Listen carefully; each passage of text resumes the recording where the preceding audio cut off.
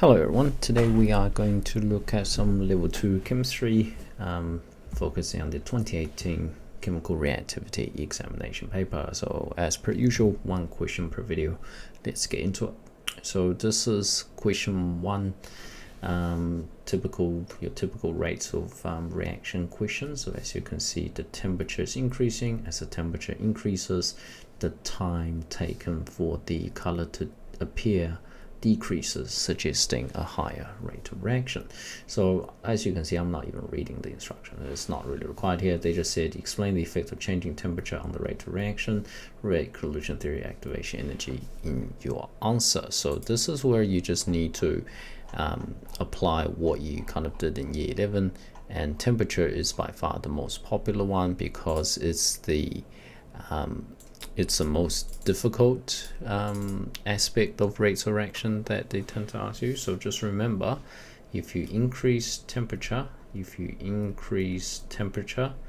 means you increase the kinetic energy of the particles.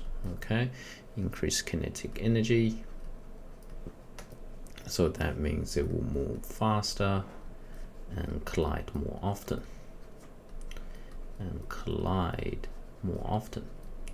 And the thing with NCEA, they really like you to show this, the logic of your explanation. Okay, so they collide more often, and because they have more kinetic energy, and they collide more often, a higher proportion, more of these collisions will collide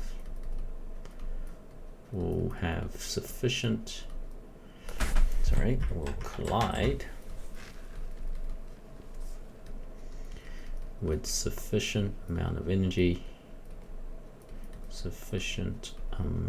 of energy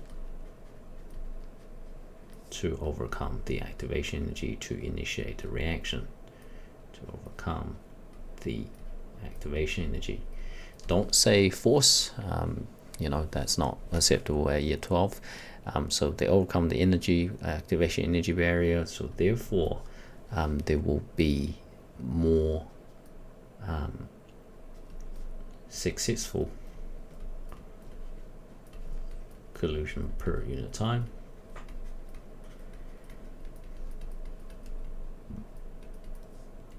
which results in a higher rate of reaction. Okay, so very typical sort of question. Just spend some time, grind it out, and you'll be okay. All right, so let's scroll down, have a look at the answers. So as you can see, it's pretty much the same thing. Increased temperature means increased kinetic energy, so they move faster, collide more often. They collide with sufficient amount of energy to overcome the activation energy barrier, and that means there's a greater frequency or more successful collision per unit time. It is really important that you do talk about the the frequency of collision. You talk about the more successful collision per unit time or per second, because you're comparing the number of these collisions per unit time, every single second.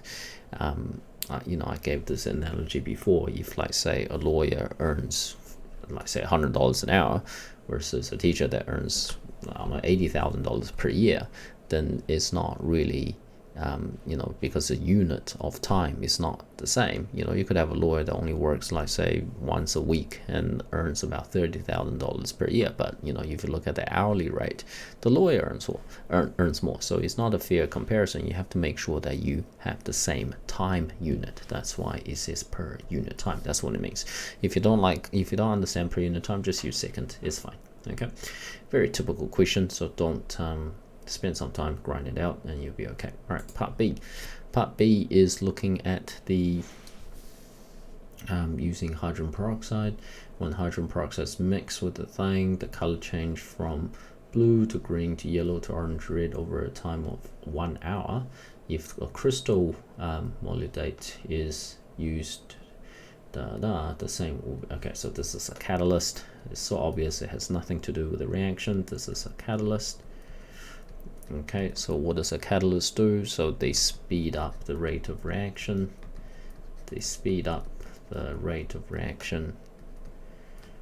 By providing providing an alternative pathway,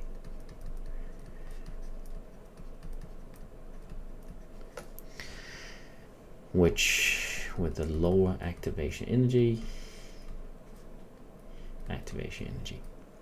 Okay, so now because of the presence of the catalyst, so now more of these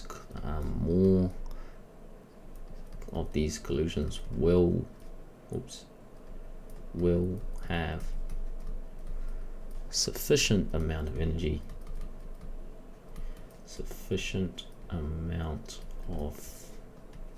energy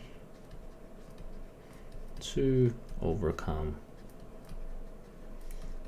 the lowered activation energy. Hence, the same thing that we did before, increase your rate of reaction. I mean, you can talk about the rate of reaction, you can talk about what we did before in terms of the number of successful collision per unit time. That's the same old stuff, just chuck it in. Okay, and then they ask you to draw a diagram, just very simple. This is your normal sort of reaction. This is your, so from here to here, this is your original activation energy, and from here to here, this is your new activation energy with catalyst. So it's a very easy way to understand what a catalyst does. So this is your reactant, this is your product, and this is what do you call this? This is energy or enthalpy. Okay, so pretty straightforward, I do hope. So as you can see, if you've been doing some of the old exam papers, you can see catalyst and temperature are the two most popular answers that they ask you. So as you can see, very straightforward, to provide an lower alternative pathway of energy with a lower activation energy. So now more reactants have sufficient amount of energy to overcome the activation energy, hence higher rates of reaction. Okay, right, let's move on to, so that should be, a lot of just year 11 stuff with a little bit of year 12 concept, but this is year 12 calculations. So the pH of the original solution of X is 10.8. Now calculate the H3O plus and OH minus. So just remember the formula is that the pH equals negative log H3O plus concentration. Now in this case we know the pH, so if you want to calculate the H3O plus concentration, is 10 to the power of negative pH. So that means this will be 10 to the power of negative 10.8, which will give you 1.58 times 10 to the power of negative 11 moles per liter. Now once you get that, we can then figure out the hydroxide, because the constant of Kw, which is 1 times 10 to the power negative 14, is the multiple of the hydronium ion and the hydroxide ion. So if you know one, you know the other, because you can just divide them together. So that will be 1 times 10 to the power negative 14, which is a constant, which will be given on the formula sheet or on the periodic table or on the resource sheet, whatever you want to call those. And then if you do the division, you should get 6.31 times 10 to the power of negative 4 moles per liter. So make sure you round to 3 SF, make sure you have the correct unit. pH does not have a unit, but the concentration of solutions do, so make sure you do that. Okay, next one, the sodium hydroxide solution. Sodium hydroxide that has a concentration. Okay, so very straightforward. Now we know the concentration of sodium hydroxide is 0.0125 moles per liter, and as you can see, sodium hydroxide can perfectly split into Na plus and OH minus. So 1 mole of NaOH gives you 1 mole of OH minus, so that means the OH minus concentration is the same as the sodium hydroxide concentration. So, and they ask you to figure out the pH. Now there are two methods of doing this. I'm just going to separate that in the middle. Method number 1 is one that always works. You know, you don't have to understand this second method if you're not a fan of it, because you know the OH minus concentration. So we can figure out the H3O plus concentration divided by using that formula. So it's 1 times 10 to the power negative 14 divided by 0.0125, and then you will get 8.00 times 10 to the power of negative 13 moles per liter. Why are we doing this? Because we can just go pH equals negative log H3O plus, which is just a number that we just calculated. Make sure you use the entire number, not just the one rounded, and then you get 12.1 for your pH. Okay, so that's method number 1. So this will work 100% of the time. Method number 2 will also work 100% of the time, but this one is actually my personal preference because there's less number to crunch into a calculator. Because the more numbers you put in your calculator, the more likely you are going to make a mistake. Like I'm going to tell you, like, you know, out of all the students in the year 12 cohort that says chemistry, I bet you someone, instead of putting 0.125 in the calculator, someone would have put 0.152 in the calculator, because that's just human error that happens all the time. So the less numbers you put in your calculator, the less steps you need to do, the better method I personally believe it is. Okay, so you know how we use pH equals negative log. So remember the formula. Let's get a bit of space. So you know how pH equals negative log H3O plus. So you can just remember, trying to understand that the pH is potential of hydrogen or potential of hydronium. So the potential is the negative log part, H is the hydronium ion. So pH is a more common way of expressing something's acidity, or you know, how strong it is in terms of being an acid or base. But then we also have this thing called pOH, because that's a potential of the hydroxide ion. So you just go negative log OH minus, and that gives you the pOH. And what is a pH scale out of? It's out of 14. So if you know the pH, you know the pOH. Just use 14 minus the pH to find the pOH, and vice versa. So in this case, we know the OH minus concentration, so I can just go pOH equals negative log OH minus, which is just negative log 0.0125 moles per liter, which gives me 1.90. That's a pOH. How do I find pH? pH equals 14 minus pOH, which is 14 minus 1.90, which gives me 12.1. So you get the same answer. But as you can see, look at the calculations we need to do for method number 1, and look at the number of the steps of calculation we need to do for number 2. It's much less. So, you know, but it's up to you. Both of them works. What you can actually do is for these type of question is to